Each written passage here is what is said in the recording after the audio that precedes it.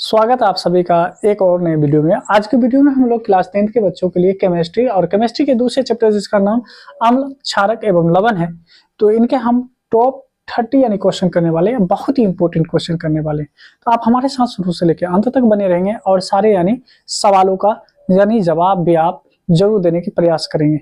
और जहाँ आपको डाउट हो, है ना, आप कमेंट करके जरूर पूछेंगे। चलिए आइए हम लोग वीडियो को आगे बढ़ाते हैं और सवालों को करते हैं।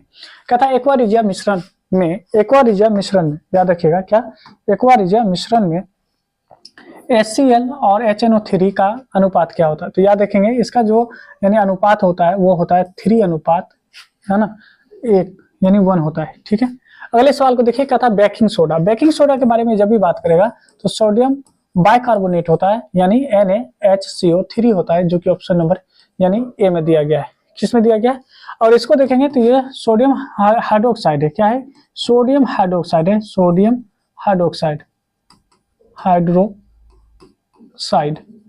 ठीक है, ये क्या होता है? एक प्रकार का क्षार होता है। क्या होता है? क्षार होता है। ठीक है, ये हो गया आपका धुवन सोडा। क्या है? धुवन सोडा है, धुवन सोडा।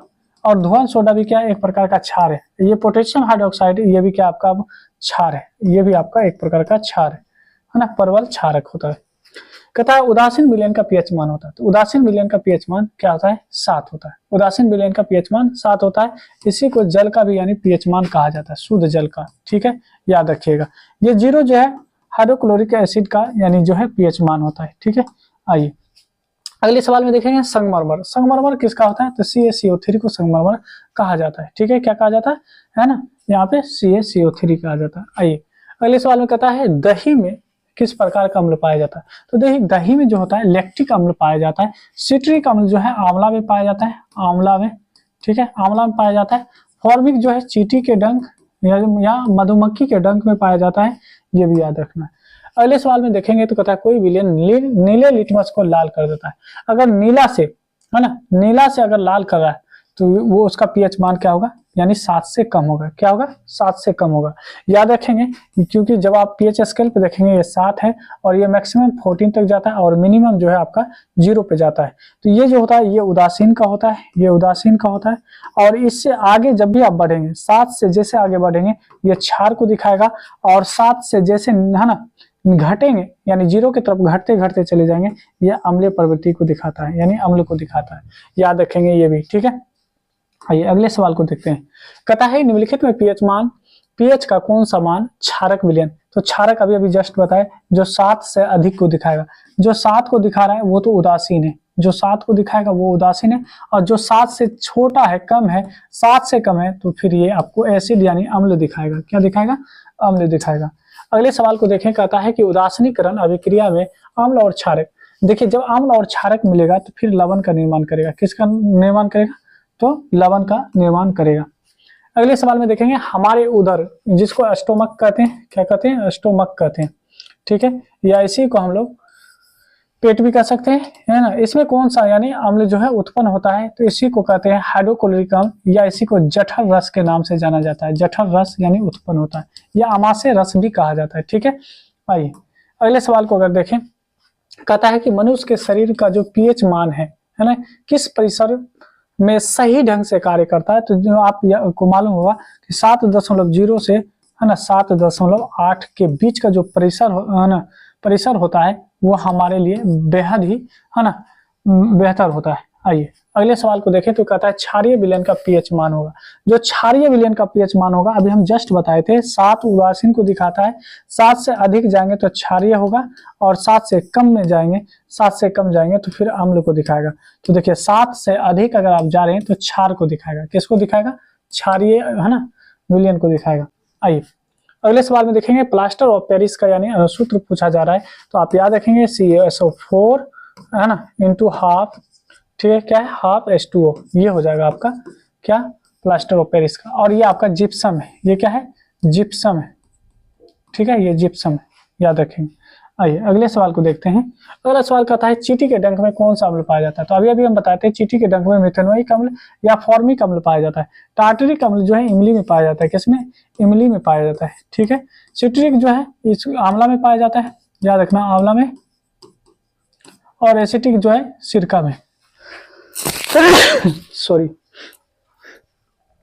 देखिए ये किस में पाया जाता है, तो ये पाया जाता है यानी एसिटिक जो है ये सिरका में पाया जाता है, सिरका में, ठीक है, सिरका में पाया जाता है, याद रखेंगे। अगला देखिए, कहता है कि अपच, अपच का मतलब होता है जब खाना डाइजेस्ट नहीं होता है ना, तो इसको दूर करने के लिए, इसके उपचार में हम किसका इस्तेमाल करते हैं, तो एंटासिड नामक, या फिर हम मिल्क ऑफ मैग्नीशिया का भी इस्तेमाल करते हैं, ठीक है। कहता है लिटमस विलियन जो बैगनी रंग का रंजक होता है इसे निकाला जाता है, यानी ये पदार्थ बनाया जाता है किससे, लाइकेन से या लीचेन से, यानी बनाया जाता है, इसी को LICHEN यानी लाइकेन पढ़िए या लीचेन पढ़िए, ठीक है। आइए ऑप्शन यानी उसका बी हो जाएगा। नींबू में कौन सा अम्ल पाया जाता है, तो याद रखेंगे नींबू में सिट्रिक पाया जाता है, टार्ट्रिक में अभी बताए थे, इमली पाया जाता है, इमली, ठीक है, इमली में पाया जाता है टार्ट्रिक, फॉर्मिक चींटी के या मधुमक्खी के डंक में पाया जाता है, और यहाँ पे ऑक्जेलिक की बात करेंगे तो टमाटर में पाया जाता है, ठीक है, टमाटर में। एक सेब होता है, सेब में जो होता है मेलिक अम्ल पाया जाता है, क्या पाया जाता है, मेलिक अम्ल पाया जाता है, ये भी आपको याद रखना है। अगले सवाल में देखेंगे तो कहता है NaOH यानी सोडियम हाइड्रोक्साइड क्या है, तो सोडियम हाइड्रोक्साइड आपका क्षार है, क्या है, क्षार है, ठीक है, प्रबल क्षारक है, ये भी कहेंगे। जलीय विलयन में अम्लीय और क्षारक विलयन है ना, H+ आयन, तो इसमें जो होता है अब विद्युत है ना, तो ऑप्शन नंबर आपका ये सही हो जाएगा। आइए, कहता नेटल तो है ना, पादप के पत्ते छू जाने पर डंक है ना जैसा यानी दर्द होता है, ये कहता है किस अम्ल के स्राव के कारण ऐसा होता है, तो याद रखेंगे फॉर्मिक अम्ल, कौन सा, फॉर्मिक अम्ल। चलिए आइए अगले सवाल को देखते हैं। कहता है अम्लीय विलयन का पीएच मान, अम्लीय विलयन अम्ल है 0 से यानी 7 से छोटा, 7 से कम, 7 से कम होगा, ठीक है, 7 से अधिक क्षारक को। आगे देखिए लिटमस विलयन जब ना तो अम्लीय होता है ना ही क्षारीय होता है, तो इसका रंग कैसा होता है, ये इसका रंग बैगनी होता है, कैसा होता है, बैगनी होता है, ये भी आपको याद रखना है। कहता है जल की अस्थायी कठोरता हटाने के लिए किसका उपयोग करते हैं, तो याद रखेंगे विरंजक चूर्ण का इस्तेमाल किया जाता है, किसका, विरंजक चूर्ण का इस्तेमाल किया जाता है। कहता है कि बेकिंग सोडा जिसको हम अभी बताते हैं सोडियम बाइकार्बोनेट है ना, क्या होता है, तो sodium hydrogen carbonate, sodium hydrogen carbonate यानी आपका सही आंसर हो जाएगा, ठीक है। कहता है ध्वन सोडा का अनुसूत्र क्या होता है, तो अभी बताए थे, नहीं बताए थे तो जान लीजिए Na2 है ना, CO3 × 10H2O, 10H2O जो कि ऑप्शन नंबर यानी ए में ही दिया गया है। आइए अगले सवाल को देखें तो कहता है कि चूना जल में अधिक मात्रा में कार्बन डाइऑक्साइड गैस प्रवाहित करने पे चूना जल का रंग कैसा हो जाता है, तो ये दूधिया कलर का हो जाता है, दूधिया यानी श्वेत हो जाता है, कैसा, दूधिया कलर का हो जाता है, दूधिया हो जाता है, क्या हो जाता है, दूधिया हो जाता है यानी श्वेत कलर का हो जाता है। कहता है कोई विलयन अंडे के पिसे हुए कवच से अभिक्रिया कर गैस उत्पन्न करता है जो कि चूने के पानी को दूधिया कर देता है, ये विलयन क्या है, तो ये विलयन हाइड्रोक्लोरिक एसिड है यानी अम्ल है। आगे देखेंगे कहता है कोई विलयन लाल लिटमस को नीला कर देता है, लाल से नीला कर रहा है, क्या कर रहा है, लाल से नीला कर रहा है, तो ये क्षारक हो जाएगा, क्या हो जाएगा, क्षारक होगा, और क्षारक का मान 7 से अधिक होता है, ठीक है, 7 से अधिक हो जाता है।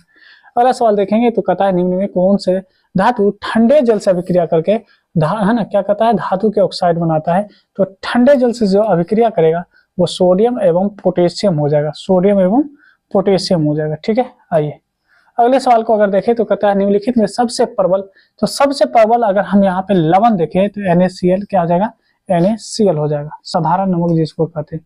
और आज का आखिरी सवाल, बुझा हुआ चूना पर क्लोरीन की अभिक्रिया से क्या बनता है, तो व्यंजक चूर्ण का इस्तेमाल होता है, और व्यंजक चूर्ण का जो फॉर्मूला होता है वो होता है CaOCl2, CaOCl2 होता है। तो उम्मीद करते हैं कि रैपिड फायर यानी वीडियो में आपको ये 30 क्वेश्चन जो है बहुत ही इंपॉर्टेंट बताए और आपको है ना रिवाइज कराएं, क्योंकि आप यहाँ तक अगर आ चुके हैं दिसंबर में आ चुके हैं तो आप जरूर है कि आप इसे कहीं ना कहीं पढ़े होंगे, ठीक है। अगर आप पहली बार अगर ऐसे सवालों को देख रहे हैं तो 2 बार 4 बार जरूर देखें और सारे सवालों को याद जरूर कर लें, क्योंकि ऐसे सवाल बार बार आपके एग्जाम में पूछे जाते हैं।